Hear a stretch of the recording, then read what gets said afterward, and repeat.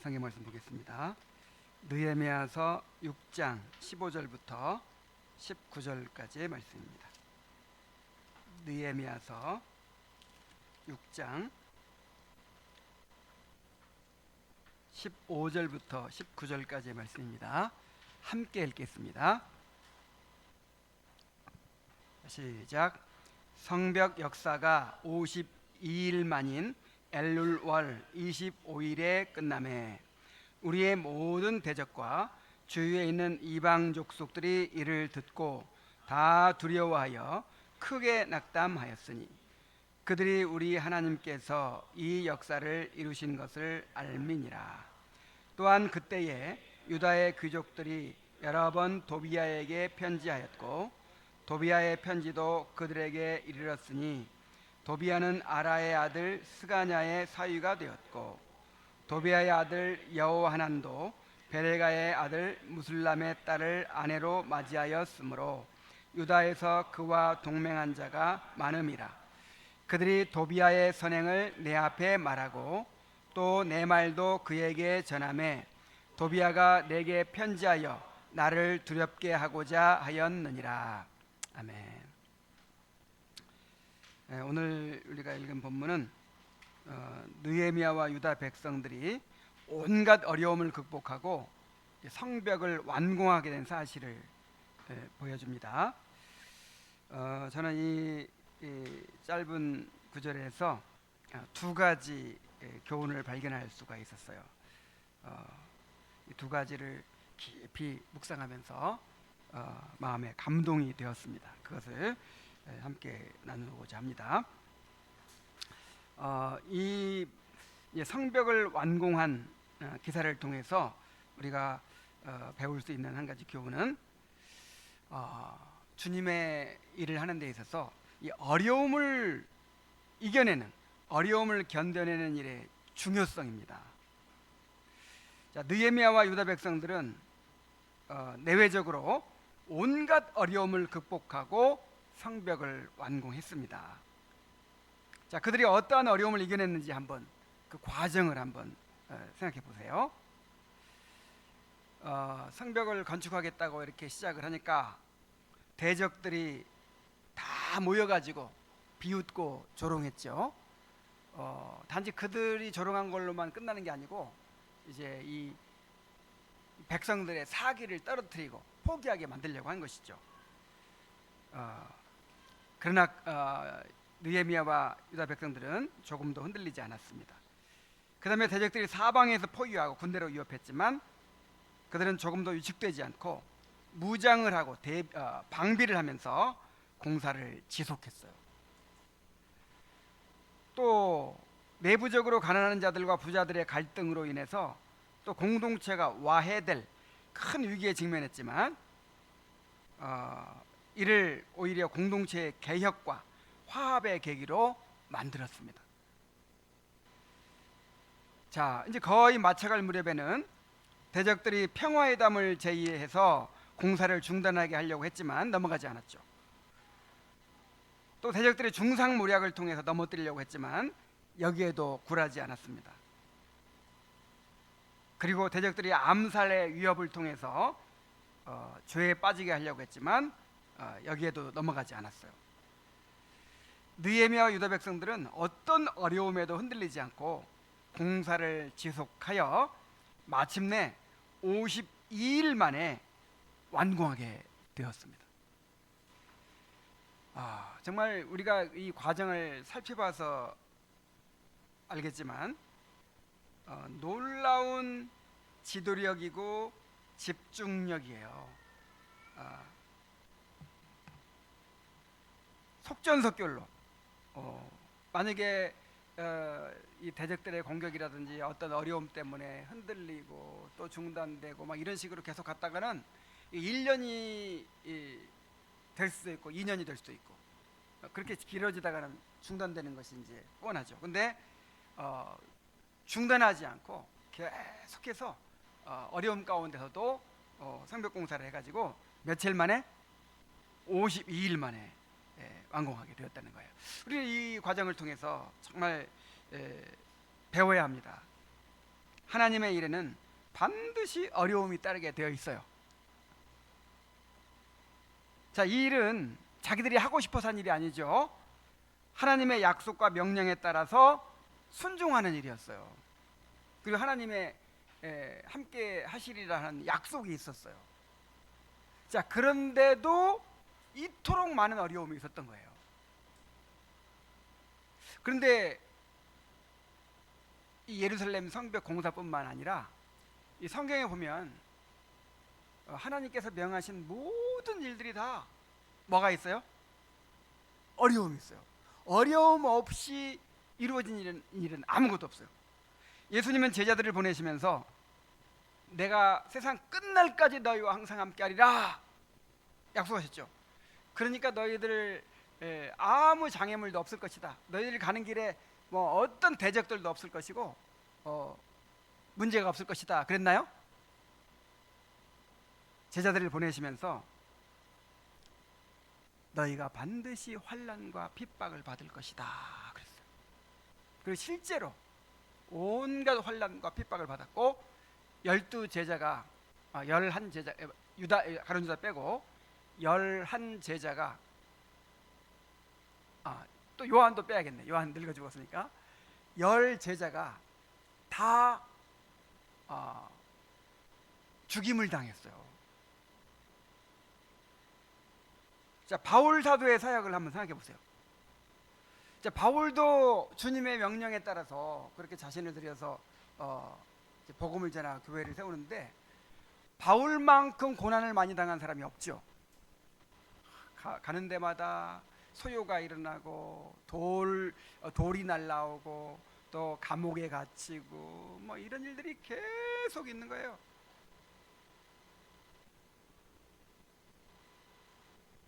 그래서 우리가 주님을 섬기면서 아무 어려움이 없기를 기대해서는 안 됩니다.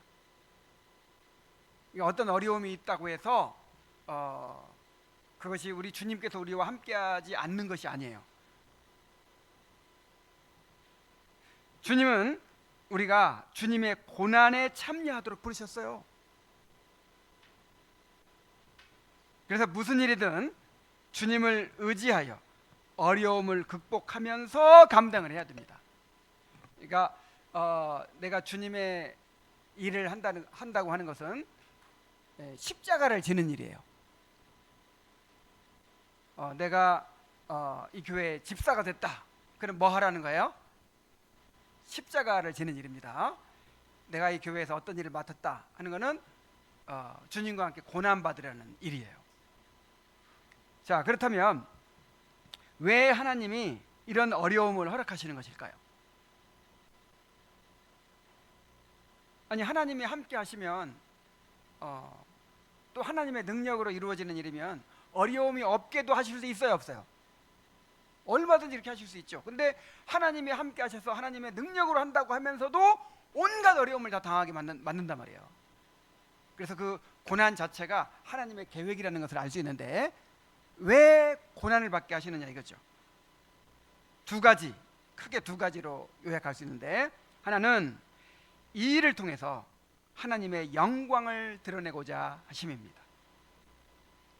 자, 이스라엘 백성이 출애굽 과정에서 온갖 어려움을 만날 때마다 하나님이 이렇게 말씀하셨어요. 이로 인하여 애굽 사람이 나를 여호와인 줄 알리라. 또 너희가 나를 여호와인 줄 알리라 그랬어요.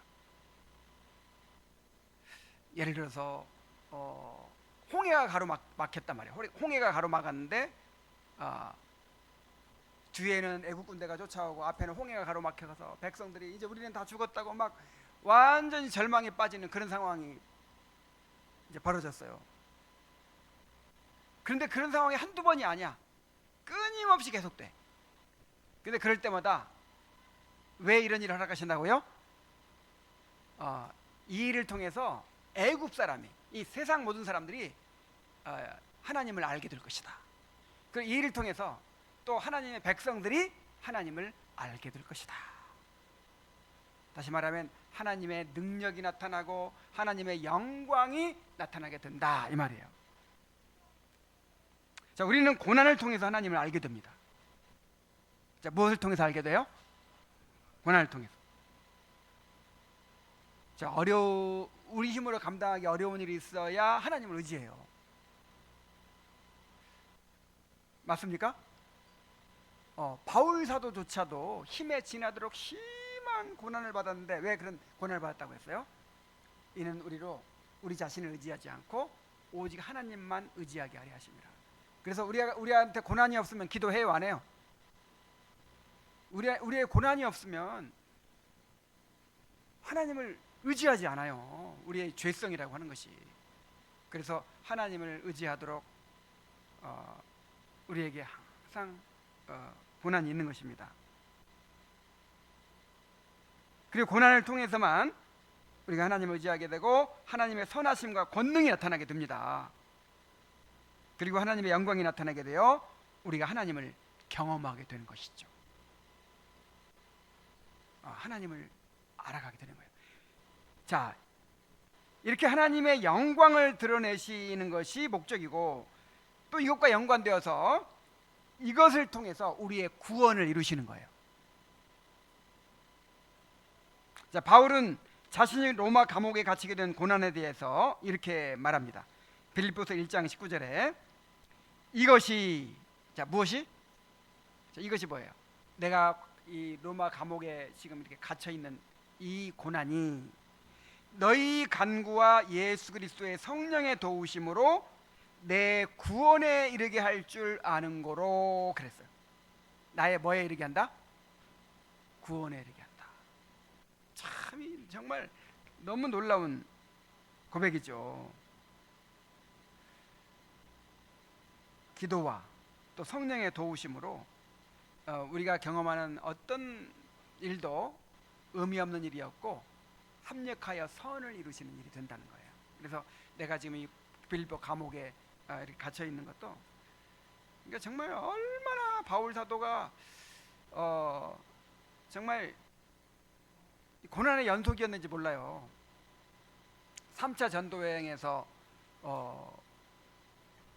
예루살렘에 올라갔다가 체포가 되잖아요. 거의 죽도록, 거의 죽기 직전까지 막 사람들한테 몰매를 맞았어요. 그리고 로마 천부장이 이제 구해가지고 가이사라 빌립보 감옥에 갇혔죠. 거기서 몇 년? 1년 반을 지리하게 재판을 또 받고 그렇게 받았다가 그 다음에 황제한테 내가 상소하겠다 그래가지고 이제 로마로 압송을 해요. 압송하는 과정에서도 죽을 고생을 하고 파선이 되고 막 그러면서 압송이 되잖아요. 한 6개월 이상 걸려서 압송이 돼가지고 또 빌립보 감옥에 갇히는 거예요. 그래 몇 년간을 거기서 그렇게 갇혀 있는 거예요. 정말 너무 답답하고 정말 견딜 수 없는 상황이잖아요. 근데 바울 사도가 빌립보 감옥에서 쓴 책이 무슨 책이에요? 빌립보서. 빌립보서를 썼는데 빌립보서의 주제가 뭐예요? 기뻐하라. 주 안에서 기뻐하라는 것이었어요. 야, 정말 조금도 위축되지 않고 조금도 절망하지 않고 그 안에서 하나님을 찬송하고 기뻐하고, 오히려 밖에 걱정하는 사람들을 위해서 주 안에서 기뻐하라. 내가 다시 말하노니 기뻐하라. 기쁨이라는 이 주제에 이 빌립보서를 써 보냈다니까요. 자, 왜 그렇게 할 수 있었어요? 이것이 내 구원에 이르게 할 줄 아는 거로. 하나님께서 환난에 경한 것을 통하여 장차 나타날 영광을 준비하시고 이루어 가신다는 것을 알았기 때문에 바울 사도는 기뻐할 수 있었어요. 자, 우리가 고난을 통해서 교만이 깨어지고 하나님을 의지하게 되고 또 하나님의 은혜를 경험하게 되고 그리스도의 형상으로 빚어집니다. 그러므로 우리가 주님을 섬기면서 고난을 두려워하지 말아야 합니다. 하나님은 우리를 그리스도의 고난과 부활에 참여하게 하심으로 우리를 구원하십니다.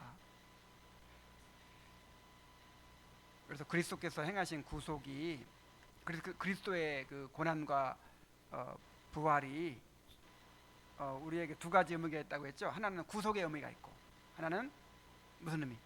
모범이 된다 그랬잖아요. 우리의 구원을 이룬 것뿐만 아니라 우리가 그대로 주님을 따라가도록 먼저 가신 거예요. 예수님께서 십자가를 지시고 죽으시고 그 다음에 부활하여 영광에 이르셨잖아요. 그래서 우리도 그 뒤를 그대로 따라가는 거예요. 반드시 우리에게 뭐가 있어야 돼요?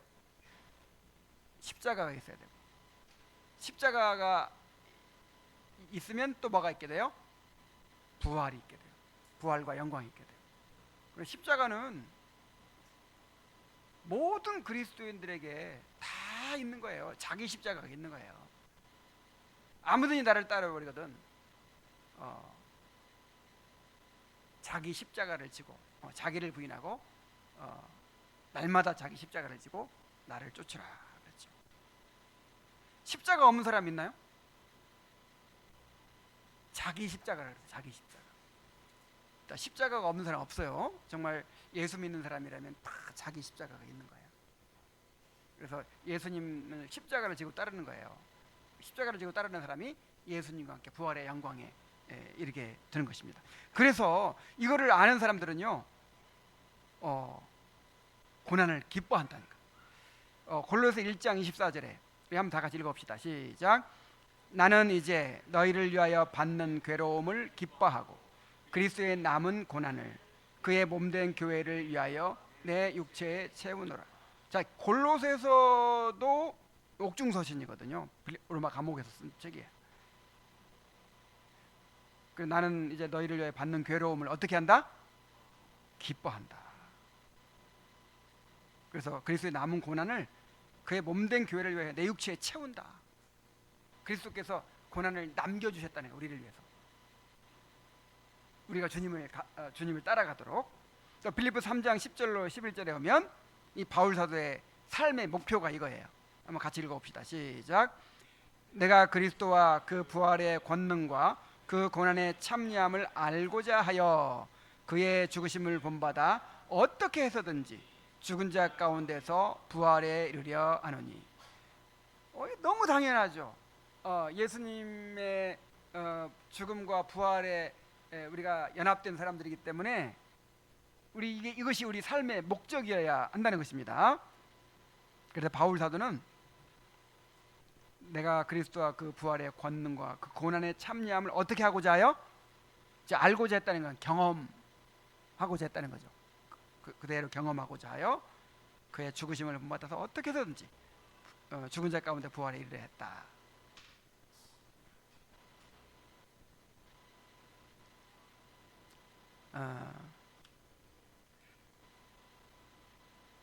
그래서 우리가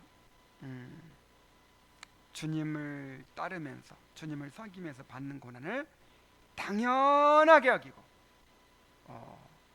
오히려 그리스도의 고난에 참여할 수 있는 특권을 주셨다는 것에 대해서 기뻐하는 그런 사람들이 되어야 할 줄로 믿습니다. 자, 성벽이 완공되자 모든 대적과 주위에 있는 이방 족속들이 이를 듣고 다 두려워하여 크게 낙담하였다고 했어요. 자, 왜 이렇게 낙담했을까요? 그들은 온갖 수단과 방법을 다해서 성벽 공사를 중지시키려고 했지만 그 일을 막을 수가 없었어요. 그들은 하나님께서 그들과 함께 하시는 것을 보았습니다. 자, 유다 백성들은 예루살렘 성벽을 완공하면서 엄청난 자신감을 얻게 되었을 거예요.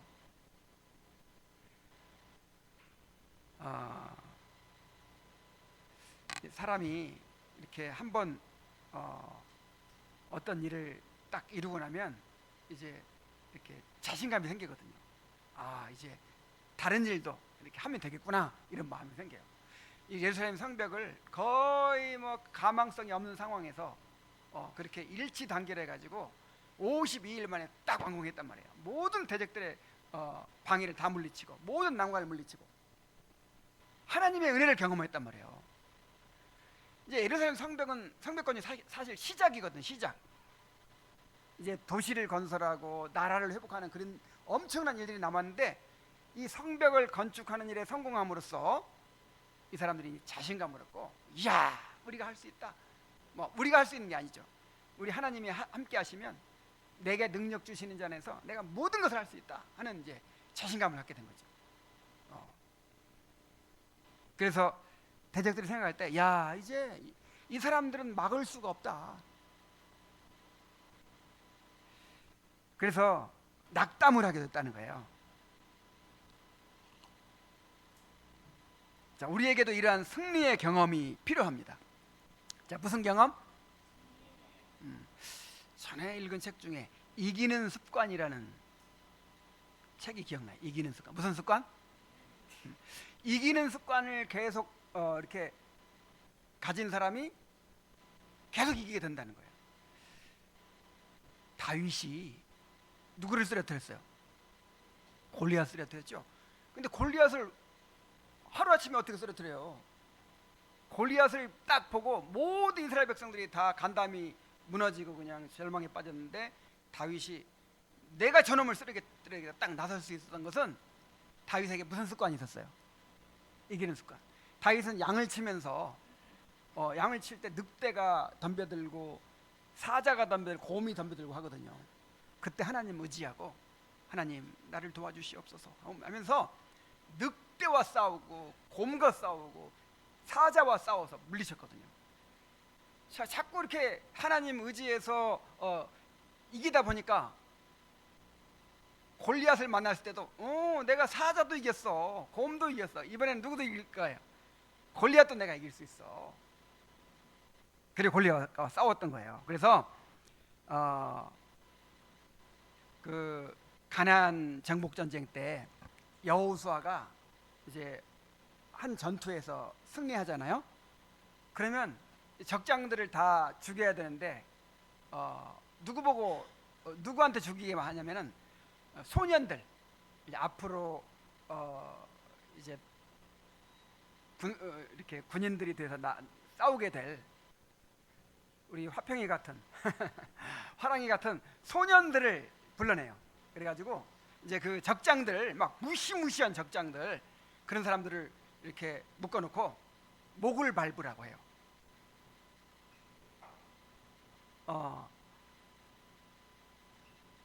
그 어린 소년들이 뭐 꼼짝 못하고 있으니까 뭐 이기겠어요, 지겠어요.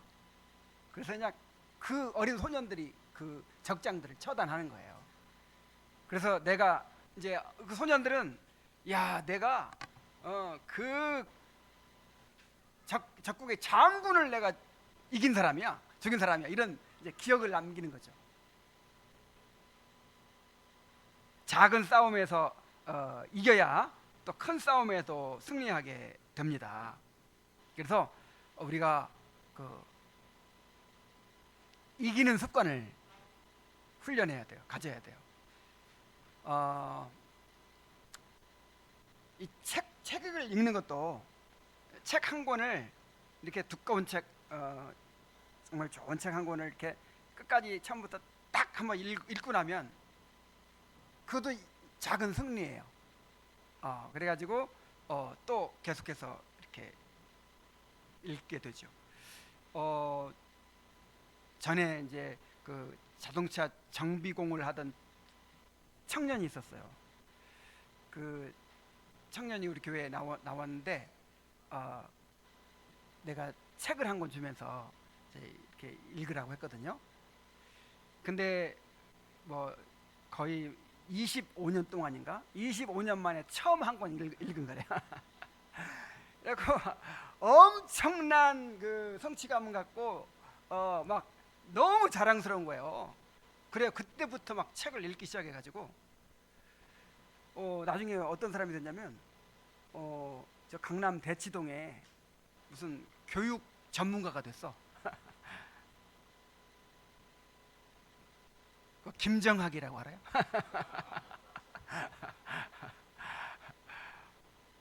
몰라, 지금 잘하고 있는지 어쩌고 있는지 모르겠는데 거의 30살 다 돼 내가 처음으로 책 한 권 읽은 것이 그렇게 이 삶을 바꾸는 거예요. 이런 것뿐만 아니라 뭐 예를 들어서 내가 어떤 죄악된 습관을 하나 뭐 극복해낸다든지, 아니면 무절제한 습관을 이기고 체중 조절을 하고 건강한 몸을 만든다든지, 뭐 어쨌든 어떤 일이든지 이렇게 작은 성취, 작은 승리, 이런 것들이 쌓여가야 되는 거예요. 우리 아이들이 그런 작은 승리를 맛볼 수 있도록 도와줘야 됩니다.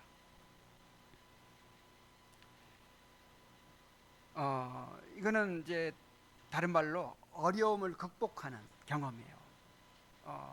처음에 여러 가지 어려움들이 있고 정말 할 수 없을 것처럼 보였는데 내가 하나님을 의지하고 그렇게 믿음으로 부딪혀 가지고 어떤 일을 이루어낸 거예요.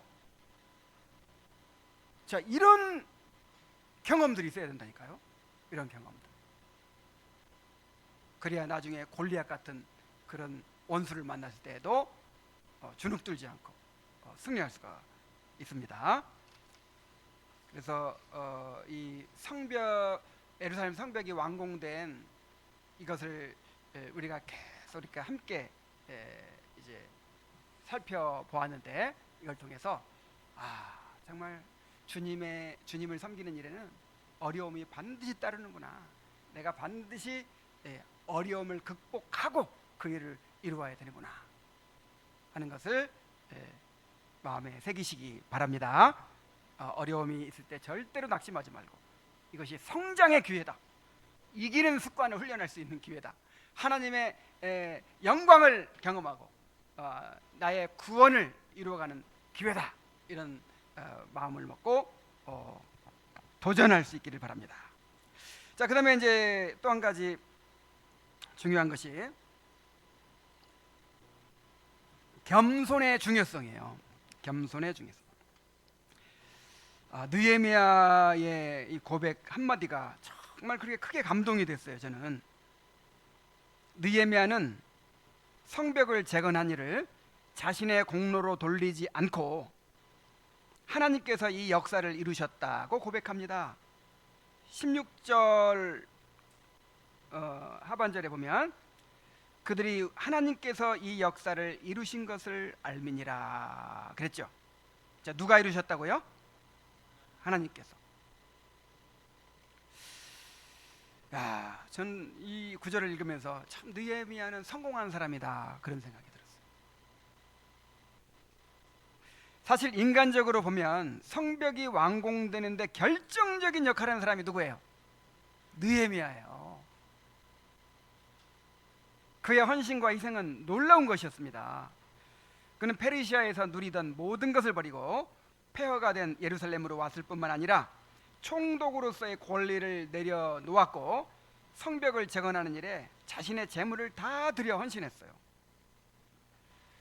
그리고 낙심한 상태에서 더군다나 기근에 시달리고 있는 백성들에게 거룩한 목표를 제시하고 동기를 부여해서 이 일에 헌신하도록 그렇게 이끌었습니다. 성벽을 건축하는 과정에서 온갖 어려움이 있었음에도 불구하고 불굴의 지도력으로 극복하고 단기간에 공사를 마무리 지었어요.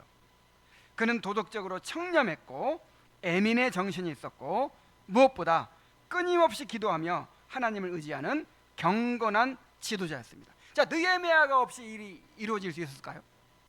상상이 안 되죠. 그래서 예루살렘 성벽 이거 내가 한 거야, 이렇게 말해도 누가 부인할 수 있어요, 없어요? 없어요.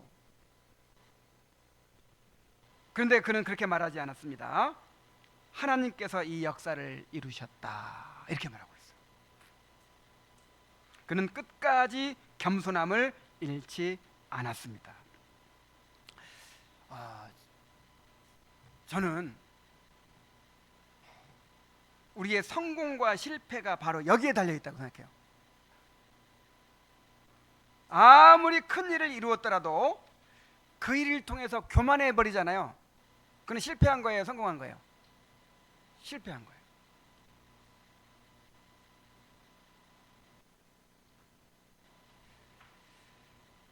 아무리 큰 희생을 하고 헌신을 하고 뛰어난 재능을 발휘해서 이루어냈을지라도 사실 그 모든 것을 주시고 행하게 하신 분이 누굽니까?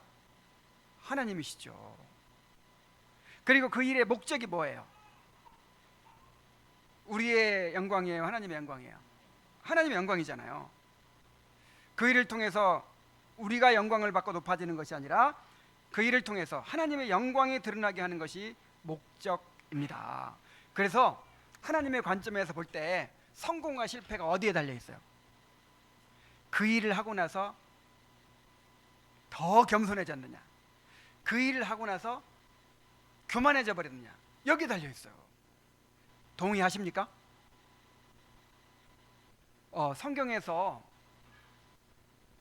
그 어떤 일을 성취하고 나서 교만해져 버린 사람들 있죠. 그 사람 다 비참하게 실패하는 거예요. 교만해져 버린 것 자체가 실패지만 교만해지면 어떻게 돼요? 사람의 마음이 높아지면 성적인 타락을 가져오고, 그 다음에 자기를 막 한없이 높이게 되고, 그 다음에 더 큰 권력을 탐하게 되고, 이게 사람이 망가지잖아요.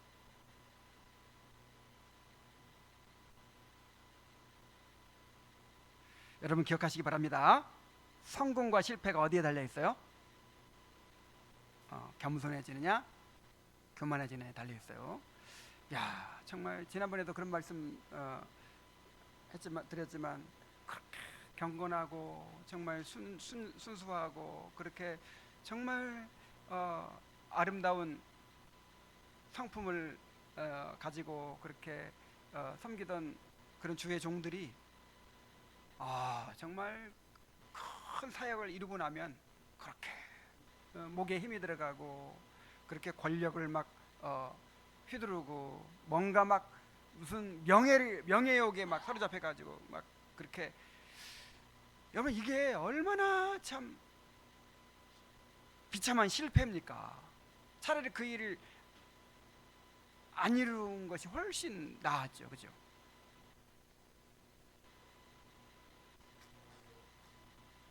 자, 그런데 느헤미야는 어떻게 겸손을 잃지 않을 수 있었을까요? 한 가지 여기 본문에서 힌트가 있어요. 겸손할 수밖에 없는 상황에 있었어요. 느헤미야가 성벽을 완공하기까지, 또한 완공한 후에도 계속해서 어려움이 있었어요. 자, 17절부터 19절은 당시 그가 처한 상황이 어떠했는지를 보여줍니다. 자, 봅시다.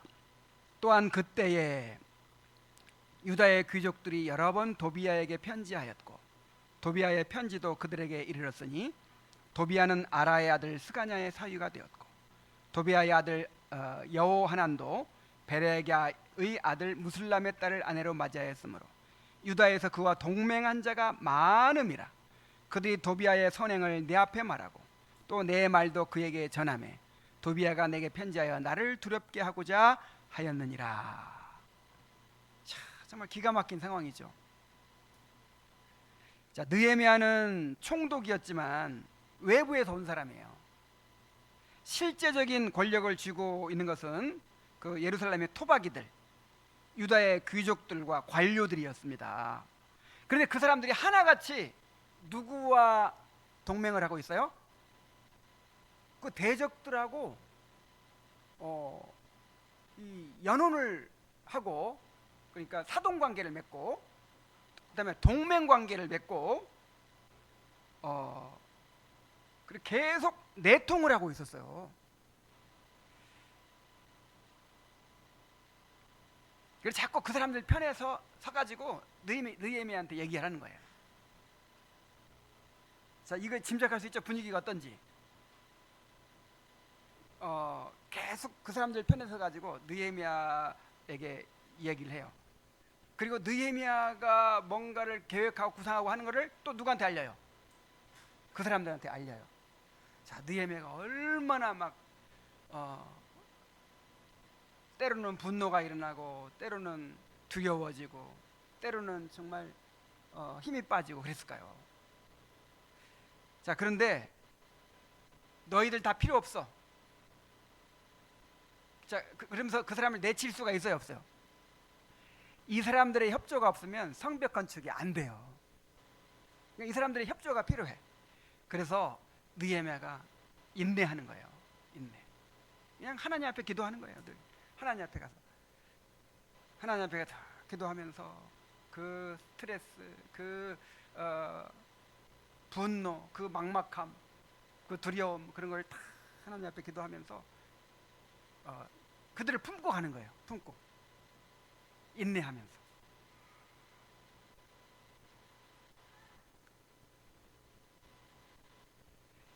느헤미야는 잠시도 마음을 놓을 수가 없어요. 이건 정말 하나님이 함께 하시지 않으면 내 힘으로 이룰 수 없다. 이게 너무나 뼈에 사무치도록 느껴졌기 때문에 느헤미야는 성벽을 다 건축하고 나서 뭐라고 고백해요? 이야, 이거 내가 이거 한 일 아닌가? 막 그러지 않고 뭐라고 해요? 하나님이 이루셨다. 하나님이 이루셨다. 이렇게 고백을 하는 거예요. 그래서 우리에게 허락된 온갖 어려움들은 겸손을 잃지 않게 하시려는 하나님의 안전장치라고 볼 수가 있어요. 하나님이 바울에게 주신 말씀 가운데서 그를 찾을 수 있습니다. 고린도후서 12장 7절로 9절에 보면 여러 계시를 받은 것이 지극히 크므로 너무 자만하지 않게 하시려고 내 육체의 가시 곧 사탄의 사자를 주셨으니 이는 나를 쳐서 너무 자만하지 않게 하려 하심이라. 이것이 내게서 떠나가게 하기 위하여 내가 3번 주께 간구하였더니 나에게 이르시기를 내 은혜가 내게 족하도다. 이는 내 능력이 약한 데서 온전해짐이라 하신지라.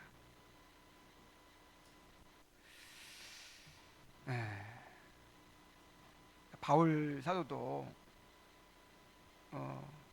바울 사도 같은 경건한 사람도 계시를 받은 것이 크고 또 많은 사람들을 주님께로 인도하고 교회를 많이 세우고 이러다 보면은 교만해질 수밖에 없다는 거예요. 사람은 교만해질 수밖에 없어요. 이게 인간의 죄성이에요. 만약에 바울이 교만해졌으면 어떻게 됐을까요? 버림받는 거예요. 교만해서 탈락하는 거예요. 지금 우리가 이 바울 사도를 이렇게 우리의 모본으로 삼고 그렇게 하지도 못할 거예요.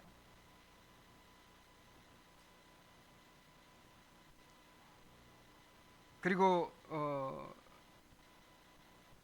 바울의 사역도 그렇게 이루어질 수가 없었겠죠.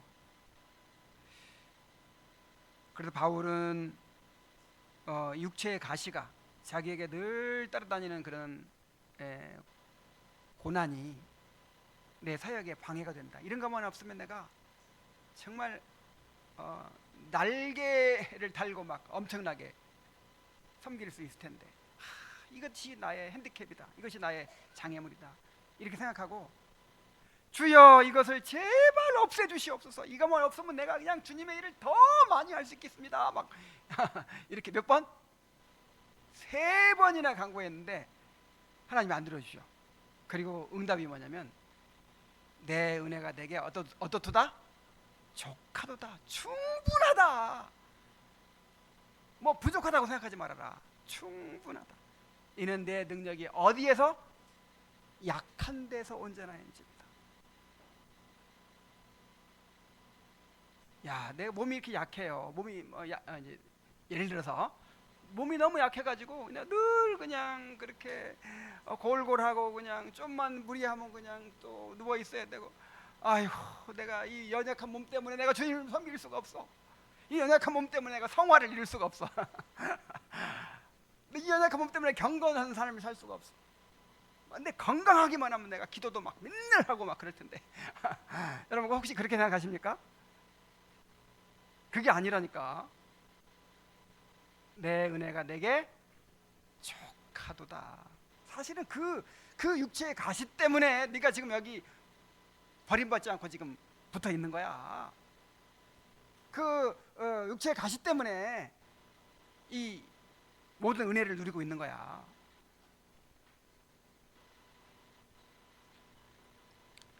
그래서 우리는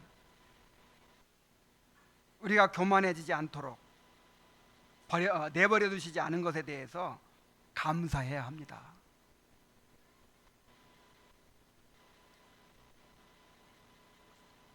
다윗이 그렇게 고백했죠. 여호와께서 나를 괴롭게 하심은 뭐 때문이다?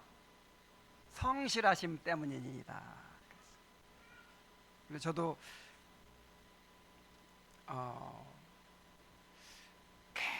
계속해서 고난이 따라다니고 이제 그런 것이 한편으로는 좀 왜 나한테는 이런 이런 어려운 일들이 계속 생기느냐 막 이렇게 불평할 수도 있는데, 또 한편으로 생각하면 야, 내가 뭔데, 나 같은 사람이 도대체 무엇이 관데 주님께서 나를 그렇게 내버려 두지 않고 그렇게 성실하게 그렇게 관리를 하시나. 조금도 딴 생각 못하게, 조금도 교만해지지 않게 그냥 나를 그냥 그렇게 그냥 집중 관리를 하시네. 집중 관리. PT를 받고 있어 하나님한테. 저 PT 받는 거 엄청 비싸더라고요.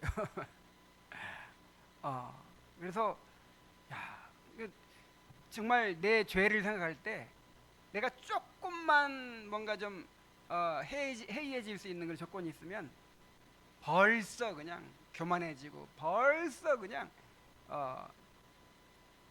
딴 데로 갔을 거예요. 딴 데서 뭐 헤매고 있을 거예요. 자, 그래서 바울 사도도 이렇게 고백을 합니다. 12장 9절부터 10절에 보면, 그러므로 도리어 크게 기뻐함으로. 어떻게 기뻐함으로? 억지로 기뻐하라고 그러니까 억지로, 그냥 억지로 기뻐하는 거 아니에요. 크게 기뻐함으로 나의 여러 약한 것들에 대하여 자랑하리니 이는 그리스도의 능력이 내게 머물게 하려 함이라. 그러므로 내가 그리스도를 위하여 약한 것들과 능욕과 궁핍과 박해와 곤란을 기뻐함이라 그랬어요. 자기가 약점이라고 생각했던 것들, 핸디캡이라고 생각했던 것들, 장애물이라고 생각했던 그걸 하나하나 다 헤아려 봤던 것 같아요. 바울 사도가.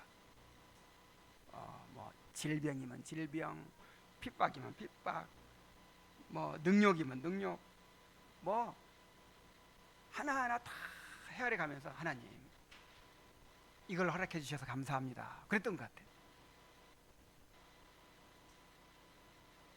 자, 우리도 우리에게 이런 어려움들을 주셔서 겸손을 잃지 않게 하신 하나님께 감사해야 될 줄로 믿습니다.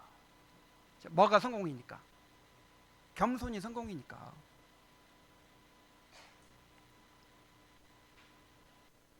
그래서 무슨 일을 하든지, 자, 성공과 실패의 기준을 내가 오늘 말씀드렸죠. 근데 이게 느헤미야뿐 아니에요. 자, 바울 사도도 보세요. 고린도서 15장 10절 우리 다 함께 읽겠습니다. 시작. 그러나 내가 나 된 것은 하나님의 은혜로 된 것이니 내게 주신 그의 은혜가 헛되지 아니하여 내가 모든 사도보다 더 많이 수고하였으나 내가 한 것이 아니요 오직 나와 함께 하신 하나님의 은혜로라. 바울 사도 성공한 사람이야, 실패한 사람이야? 엄청 성공한 사람이에요. 다 이렇게 성공한 사람들이 되시기 바랍니다.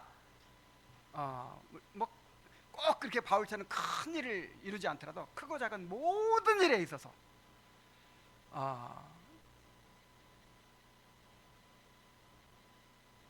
내가 했다고 주장하고 나를 높이고 내 공로로 돌리고 교만해지면 안 하니만 못한, 기껏 해놓고는 그냥 완전히 죽 써서 그냥 마귀 주는 거예요. 실패자가 되는 거예요.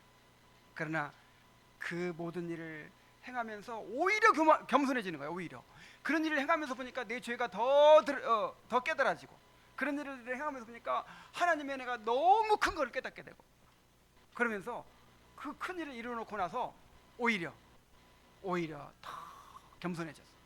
그러면 그게 진짜 성공한 사람이 되는 거예요.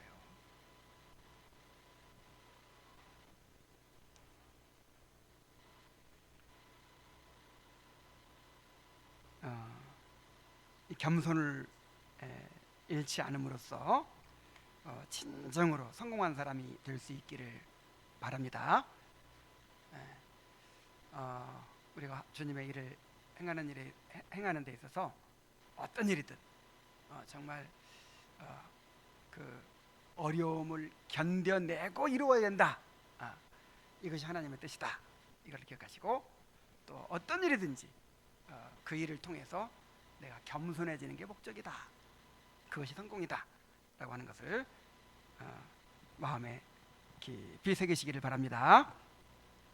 자, 이제 우리 함께 기도할 텐데 우리